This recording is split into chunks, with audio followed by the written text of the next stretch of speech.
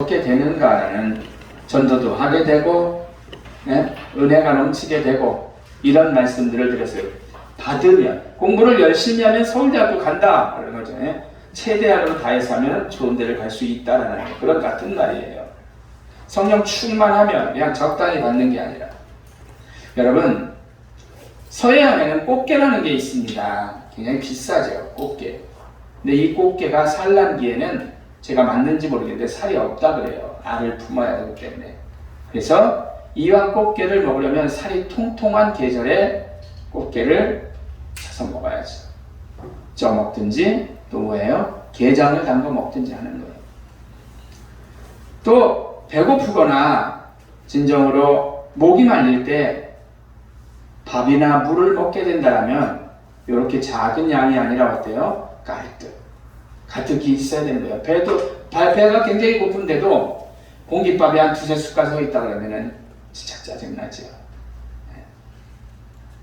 여러분, 기분도 적당히가 아니라 넘어갈 정도로 기뻐 뛸 정도로 사실은 기뻐야 돼요. 기분도 우리가. 이왕 기쁘려면 확실히 기뻐야지. 그냥 그런가 보다 밍숭맹숭이죠.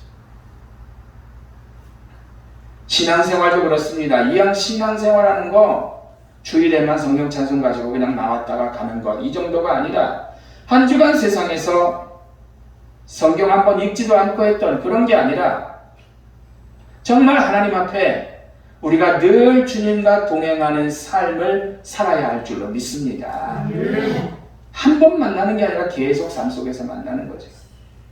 이런 걸 충만하다 그러죠. 계속 하는 거예요. 꽉 찼죠. 신앙적으로 성령이 충만하면 지난주에 말씀을 나눴지만 기쁘게 살 수밖에 없는 거예요. 할렐루야. 아멘. 성령이 늘 내 옆에 계심을 알게 되고 전도하게 되고 늘 감사와 은혜가 넘치게 된다는 거죠. 뭐가 있으면? 성령이 있으면요. 성령이 꽉 차서 충만합니다. 근데 이 성령의 충만이 있으면 그렇게 사는데, 여러분, 귀신의 세계도 무섭습니다. 그 전보고 막 붙다고 하는 사람들 무시 못해요. 하나님보다 영이 낮아서 그렇지 귀신의 영들이 굉장합니다. 작두를 타거나 굉장한 일이 있을 때는 그들도 굉장하게 기도하고 꽉 차야, 귀신의 힘이 꽉 차야 칼듯하는 거예요. 근데 우리가 이 성령 충만은 어떻게 받느냐는 거예요. 성령 충만해야 우리 역시 마찬가지인데 성령 충만함을 어떻게 받느냐는 거죠. 오늘 본문에 보면 오순절 합심 기도를 통해서 성령 충만하게 되는 상황을 보게 됩니다. 그러니까 다른 거 없어요. 합심 기도. 합심 기도할 때 성령 충만을 가져오는 거죠.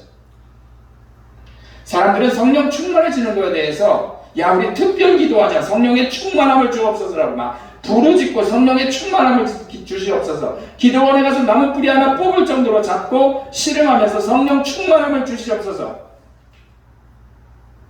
이렇게 생각들을 하죠. 근데 아니에요. 사도행전 9장 17절 말씀을 보면은 아나니아가 사울에게 안수를 하는 장면이 나오거든요. 그런데 형제 사울아, 주 내가 오는 길에서 나타나신 예수님이 나를 보내어 너로 다시 보게 하시고 성령으로 충만하게 하신다 라고 얘기를 해요. 할렐루야. 바울은 자기가 성령의 충만에 대한 기도를 하지 않았어요. 아나니아도 성령 충만이 이 사람 되게 해주세요 라고 기도하지 않았어요. 오직 누가? 하나님께서 그렇게 허락을 하셨다는 거죠. 이런 거 보면 그냥 주여 주여 하고 뭐 성령 충만 주세요 이런 거 아니거든요. 성경에 성령 충만을 주시옵소서라고 기도한 적은 한 번도 없어요. 주님 나에게 은혜를 주시옵소서는 되겠죠. 성령 충만을 주시옵소서 이런 구절 없다니까요. 이 오순절 이후에 첫 번 기도회를 열심히 살펴보시면 그들은 단순히 기도한 거예요. 그냥 하다 보니까 성령 충만함이 온 거죠. 성령이 원하시는 바를 기도하자 성령이 강력하게 임하시고 사람뿐 아니라 환경까지도 진동이 됐다고 했어요. 기도하니까 성령이 임해서 사람도 진동이 나고 환경도 진동이 지진처럼 일어나. 그러면 이 첫 번 기도회의 기도 내용이 어떠했길래 도대체 기도하는데 성령 충만이 자동으로 따라왔는데 그럼 어떤 기도를 어떻게 했길래 그랬냐는 거죠. 첫째로 그들은 하나님의 창조의 주권을 높이 찬양하였습니다. 이게 무슨 말이냐면 쉽게 얘기하는 거예요. 이 뭐냐면은 하나님이 창조자다. 하나님이 이 모든 세상을 지으셨다. 그러니까 하나님이 주인이죠. 자기가 만들었으니까. 돈 주고 팔지 않았잖아요. 직접. 하나님께서 주인이다라는 것을 기도하면서 창조주 하나님하고 인정을 해버리는 거죠. 하나님의 창조주이심을 인정하자 그들이 성령 충만함을 받게 됩니다. 24절을 보면은 저희가 듣고 일심으로 하나님께 소리 높여 가로되 대주제여 천지와 바다와 그 가운데 만유를 지으신 이시오라고 기도를 해요. 천지와 만물을 지으신 이시오라고 기도하잖아요. 무제한적인 절대 권력자라는 뜻이거든요. 이거. 그들은 하나님께 믿음으로 기도하기를 무제한적인 절대 권력자시여 주님은 전능하사 천지를 창조하신 하나님이십니다 라고 부르짖어 기도하고 있잖아요. 그러니까 우리가 다른 기도보다도 성령 충만하기를 원한다면 성령 충만하게 해주세요가 아니라 뭐예요? 하나님을 높이는 거예요. 천지 창조를 높인단 말이에요. 사랑하는 성도 여러분, 이것이 기도에서 대단히 중요해요. 그가 주인이라는 걸 인정하는 건데요. 하나님께서 우리의 주인이시며 천지를 지으신 분임을 고백하는 기도가 되어야 할 줄로 믿습니다. 물론 우리의 삶의 기도도 해야죠. 아프면 또 쫓고 기도해야 되고 교회 부흥을 위해서도 기도해야 되고 형제들을 위해서도 기도해야 되고 그렇지만 하나님의 천지 창조를 높이는 기도를 드릴 때 성령 충만은 어떻게 보면 옵션으로 따라온다는 거죠. 둘째로 그들은 어떻게 때 성령 충만을 받았는가? 하나님의 다스리는 주권을 강하게 긍정하였습니다. 이 세상은 하나님이 다스리시는 거야 라고 그들은 인정하고 들어갔다는 거죠. 그러니까 하나님께서 성령 충만함을 또 주시는 거죠. 20절, 28절을 여러분들이 성경을 보시면 상황은 눈으로 보기에 체감하기에 썩 좋지 않았습니다. 헤롯과 빌라도는 이방인과 이스라엘 백성과 연합해서 예수를 불편하게 했다 그랬거든요. 그러니까 보세요. 완전히 다 짝짝꿍이 돼가지고 종교, 지도자들, 정치, 지도자들, 이스라엘 일반 백성들까지 짝짝꿍 돼가지고 예수를 불편하게 했다는 거예요. 그렇지만 그들은 시편 2편의 예언의 말씀을 믿었기 때문에 그 모든 상황을 하나님께서 철저하게 지배하고 계심을 확신을 합니다. 하나님이 모든 세상과 모든 만물을 지배하고 계셔라는 거죠. 그들이 연합하여 당일에 친구가 되고 합동하여 예수를 죽이려고 했지만 실상은 하나님의 권능과 뜻대로 이루려고 예정하신 역사임을 믿었다는 거죠. 하나님이 주관하시는 거야 라는 거죠. 저도 저의 삶을 돌아보면 하나님이 주관하시지 않으면 내가 이렇게 여기까지 오지 못했을 거예요. 얼마나 감사한지 몰라요. 하나님께서 이렇게 세상 만사를 다스리시고 능히 하나님의 백성 한 사람 한 사람을 붙드시고 섭리하신다고 믿으시기를 여러분들이 믿으시기를 간절히 바랍니다. 하나님이 나를 섭리하시는 거야. 하나님이 우리 성도를 섭리하시는 거야. 이때 성령이 충만하게 되는 거죠. 세 번째, 그들이 어떠했냐면 주어진 환경을 감수하겠다라고 했습니다. 나도 지긋지긋해 죽겠네. 이사 갔으면 좋겠어. 나아져요. 너무 아파. 차라리 그냥 주님이 나 좀 데려갔으면 좋겠어.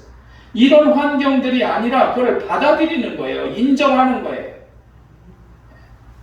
감수하겠다라는 거죠. 기도를 통해서. 29절 상반절을 보면 주여 이제도 저희의 위협함을 하감하옵시고 하나님이 허락하신 환경을 그들은 기꺼이 받아들였어요. 많은 사람들이 그렇게 기도했단 말이에요. 지겹고 힘든 일이 있으세요? 기도하시는 가운데 받아들이기를 축원합니다. 네? 실질적으로요, 뭔가 빵 터졌는데 당장 죽을 것 같지만 시간 지나면 다 별거 아니에요. 80% 이상은 별거 아니라고 학자들이 얘기해요. 그러니까 우리가 성령 충만함을 받는 것은 다른 것이 아니라 기도하는 가운데 바로 우리의 것을 받아들이는 거예요. 하나님이여 더 유리한 상황을 주옵소서. 나를 숨겨주시고 피하게 하옵소서. 괴롭습니다. 집도 교회도 직장도 나라도 다 마음에 안 들어요. 다른 데로 보내주시옵소서. 우리 이런 기도 하잖아요. 근데 그런 거 말고요. 이 환경, 이 현실에 하나님의 명령이 있다는 것을 기억하시기를 바라요. 사랑하는 성도 여러분, 여러분의 환경을 피하지 마시기를 바랍니다. 여러분의 가정과 직장에 문제가 있다고 훌쩍 떠나지 마세요. 그 부조리 속에, 그 어려움 속에 1차적인 하나님의 명령이 있는 거예요. 우리는 주님께서 내게 주신 십자가임을 기억하고 감수하면서 내 삶을 하나하나 친구되어 같이 나아가는 거예요. 마지막으로 넷째 성령 충만한 것은 그들은 어땠냐면 그들에게 주어진 임무에 순종하겠다라고 했습니다. 나에게 주어진 게 있어요. 그냥 하나님, 내가 순종하겠습니다. 받아들이겠습니다. 할렐루야. 받아들이는 거죠. 그 결단을 했어요. 29절 하반절을 보면 또 종들로 하여금 담대히 하나님의 말씀을 전하게 하여 주옵소서. 정말 이 사람들은 하나님의 교회였어요. 그들의 기도의 목적은 복음 전도였거든요. 하나님, 내가 감당하게 하옵소서라는 거예요. 감당. 집사님이면 집사님의 본분에서, 권사님이면 권사님의 본분에서, 장로는 장로의 본분에서, 목사도 목사의 본분에서 어떤 일이 있다면 감당해야 되는 거죠. 위협 속에서도, 괴로움 속에서도, 실패와 범죄 속에서도, 나태함 가운데서도 부담이 일어나서 복음을 전하겠다고 기도해야죠, 우리가. 아무리 힘들어도 하나님, 나 기도하겠습니다. 아무리 힘들어도 일어나서 하나님, 나 기도합니다. 살든지 죽든지 내 몸에서 그리스도가 존귀히 되기를 원하오며, 빌립보서 1장 20절이거든요. 살든지 죽든지 그게 중요한 게 아니라는 거죠. 뭐가? 그리스도가. 하나님 나타나는 거죠. 영광 돌리는 거죠. 때를 얻든지 못 얻든지 항상 복음을 전하며 복음을 빛내며 살도록 해 주옵소서. 이것도 바울의 고백인 디모데후서 4장 2절의 말씀이죠. 결론적으로 말씀을 드리고 마쳐요. 지난주에는 우리가 그렇게 성경 말씀을 나눴습니다. 성령 충만하면 기뻐지고 문제도 별게 아니고 모든 게 다 되는 거예요. 그런데 성령 충만함을 받는 것은 어떻게 되느냐, 오늘 말씀이죠. 이건 기도로 성령 충만함을 주옵소서가 아니라 본문에 보니까 성령 충만함을 결과하는 기도는 하나님의 창조의 영광과 극진한 찬양을 돌리는 거라 했어요. 당신이 찬양 주십니다. 두 번째는 하나님의 섭리 주권을 하나님이 주관하십니다. 크게 감사를 돌리는 것이고, 세 번째는 주께서 보내신 현실을 감수하는 거죠. 이 현실을 내가 감수하고 나아가는 것. 네 번째는 하나님께서 주신 임무에 순종하는 거죠. 이렇게 한다면 반드시 성령 충만한 성도가 될 수밖에 없는 거예요. 꽉 차야죠. 적당히 쌀이나 그건 뭐라 그래요? 무슨 콩이나 이런 것들을 하려면은 대박에다 하면은 성심 좋은 분 어때요? 싹 자르는 게 아니라 한우 얹어서 주르륵 흘러나올 정도로 생같이 되게 만드냐. 그게 충만이죠. 꽉 차는 거죠. 여러분은 어떻게 느끼시든지 진동이 있든 없든 표적을 보든 보지 않든 영화롭고 지혜로우신 성령님이 여러분의 심령과 생활과 생애 위에 강하게 역사하심을 분명히 알게 되세요. 이렇게 기도하면요. 무시로 기도하는 가운데 마틴 로이드 존슨이 말한 것처럼 성령의 안으심과 높이심, 안위하심과 지켜드심, 곧 우리 주님의 돌리우심을 받는 행복과 권능으로 사시기를 주의 이름으로 부탁을 드립니다. 기도하겠습니다. 하나님,